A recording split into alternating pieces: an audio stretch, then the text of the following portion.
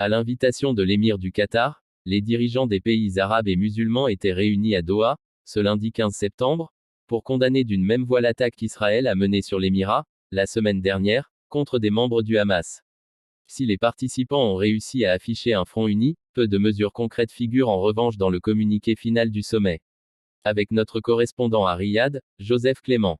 Ce sommet conjoint exceptionnel de la Ligue arabe et de l'Organisation de la coopération islamique, OCI, visait à hausser le ton face à cette attaque sans précédent à Doha, capitale du pays médiateur dans les négociations en vue d'un cessez-le-feu à Gaza.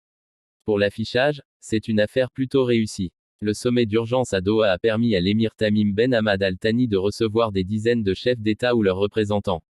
Même le voisin saoudien, le prince héritier Mohammed Ben Salman, a fait le déplacement, alors que les relations entre l'Arabie saoudite et le Qatar ont longtemps été mauvaises. La déclaration commune de fin du sommet souligne l'attachement des signataires au droit international et condamne fermement les actions guerrières de l'État hébreu à Gaza comme à Doha. Toutefois, le communiqué final ne fait pas mention de représailles directes contre Israël, comme par exemple la suspension des relations commerciales ou diplomatiques. Faire échouer les négociations. Dans son discours d'ouverture, l'émir du Qatar, le cheikh Tamim Ben Hamad Al Thani, a accusé Israël de vouloir faire échouer les négociations. Le premier ministre israélien Benyamin Netanyahou rêve que la région arabe devienne une sphère d'influence israélienne. Et c'est une dangereuse illusion, a-t-il poursuivi devant les dirigeants arabes et musulmans réunis à Doha.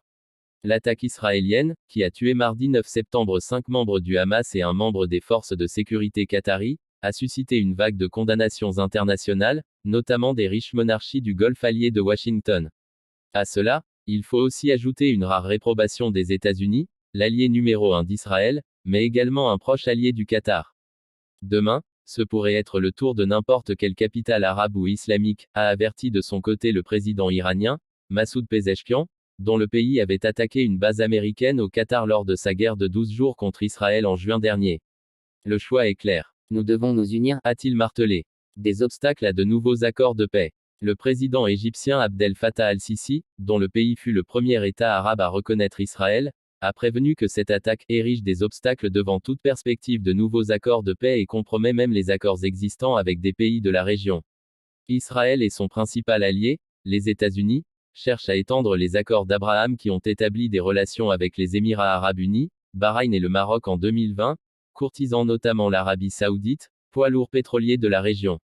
Le président turc Recep Tayyip Erdogan a de son côté accusé le gouvernement israélien de vouloir poursuivre les massacres et le génocide en Palestine tout en déstabilisant la région.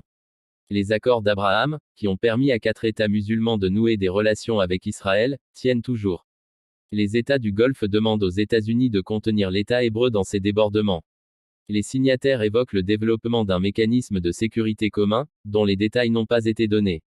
Benyamin Netanyahou ne frappera pas au Qatar, a pour sa part assuré Donald Trump dans la soirée de lundi à des journalistes à la Maison-Blanche après le refus du premier ministre israélien d'exclure de nouveaux bombardements lors d'une rencontre avec le secrétaire d'État américain Marco Rubio à Jérusalem.